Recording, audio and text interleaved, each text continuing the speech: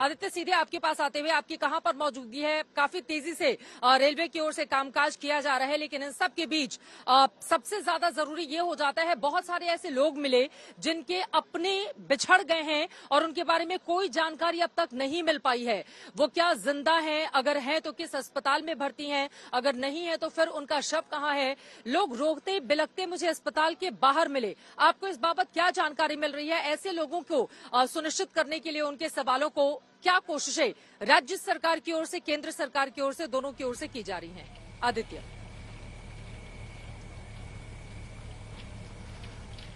चित्रा, जहां तक बात की जाए तो आप देख सकती हैं कि अभी हम खड़े हैं बहानगा बाजार रेलवे स्टेशन के सामने, ठीक उसी जगह पर जहां ये हादसा हुआ था। आप देख सकती हैं तस्वीरों में कि अभी किस तरह से ओवरहेड इक्विपमेंट को इंस्पेक्ट करने के लिए स्पेशलाइज्ड कार्स बुलाई गई हैं और उसके ऊपर इस पे स्पेशलाइज्ड कर्मचारी लगकर यहाँ जो ऊपरी उपस्कर होता है, ओवरहेड इक्विपमेंट जिसको कहते हैं, उस पर काम किया जा रहा है। आपको बताते चलें कि अभी तक डाउन लाइन को फिट घोषित कर दिया गया है, लेकिन अप लाइन अब भी फिट नहीं घोषित की जा सकी है। और आपको ये भी बताएं कि डाउन लाइन के फिट होने के बाद भी जो ओवरहेड इक्विपमेंट है, जो ऊपर के केबल्स हैं जिससे कि इलेक्ट्रिसिटी की सप्लाई की जाती है, वो काफी ज्यादा डैमेज है। आप देख सकती हैं तस्वीरों में कि किस तरह से तार अब भी टूटे पड़े हैं और यहाँ पर काफी ज्यादा सुरक्षा व्यवस्था लगाई गई है। आपको ये भी बताते चलें कि अभी जिस तरह से काम हो रहा है और जितनी ज्यादा संख्या में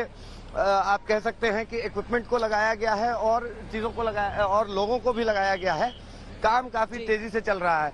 लेकिन यहाँ साथ में ही एक दूसरी कहानी पैरेलली चल रही है। चित्रा, आपको बताते चले कि इस जगह जहां ये हादसा हुआ, यहाँ सुबह से ही तरह तरह के लोगों का तांता लगा हुआ था।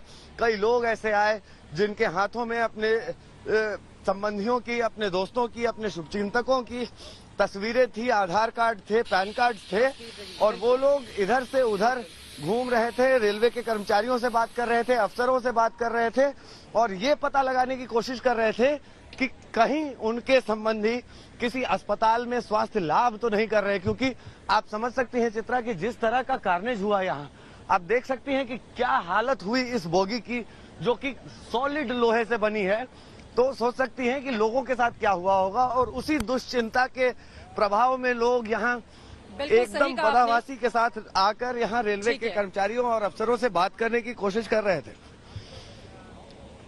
जी चित्रा, ये सरकार की जिम्मेदारी है कि जगह जगह कम से कम ऐसे हेल्पलाइन नंबर खोले जाएं या फिर लोगों को बिठाया जाए जहां पर जाकर लोग अपनों के बारे में जानकारी ले सके, क्योंकि कई लोगों को रोते बिलखते हमने खुद देखा है अस्पतालों के बाहर। लेकिन कई ऐसे मुद्दे हैं सियासत को लेकर जिसको सीधा हम जानेंगे। और अभय दुबे जी, बिना देर के आपके पास आते हुए, बीजेपी की ओर से कहा जा रहा है कि कल हादसा हुआ नहीं, आज सियासत लेकर आ गई कांग्रेस पार्टी सामने। सियासत करने के अलावा और कुछ आता नहीं है आप लोगों को, बीजेपी की ओर से ये आरोप लगाए जा रहे हैं। अभय दुबे जी। हाँ चित्रा जी, बेहद वेदना और पीड़ा के साथ मैं ये कहना चाहता हूँ कि भारतीय जनता पार्टी की जो सत्ता है, इसमें मानवता दम तोड़ चुकी है, नैतिकता को छोड़ चुकी है, बेशर्मी को ओढ़ चुकी है। विज्ञापनों में बची सल्तनत छपती है, अखबारों में जिंदा लाशें घूम रही है सत्ता के गलियारों में।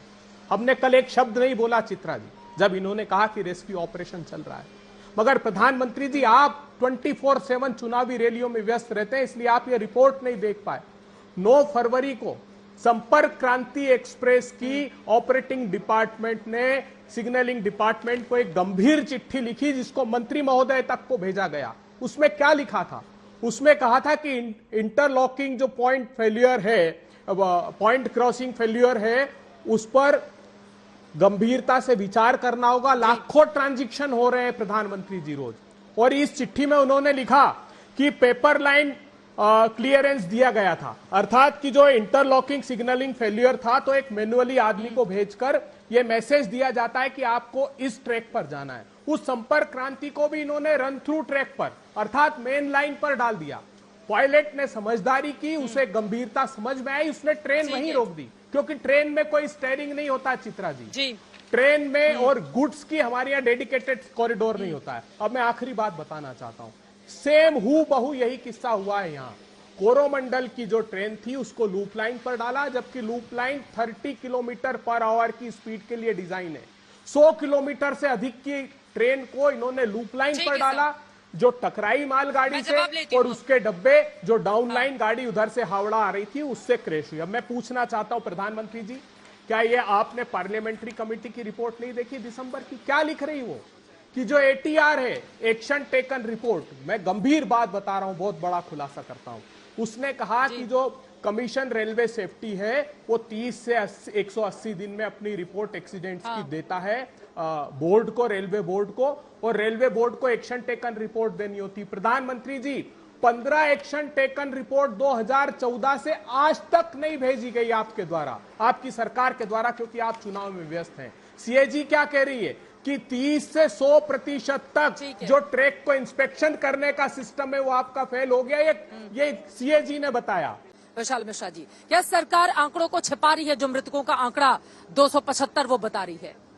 देखिए चित्रा जी, सबसे पहले तो इतना भीषण दुर्घटना हुई है, सबसे पहले तो मैं ईश्वर से प्रार्थना करता हूं कि उन सभी को सद्गति प्रदान करें जो हमारे बीच में नहीं रहे, और जो लोग घायल हुए हैं उनको अतिशीघ्र स्वस्थ करें।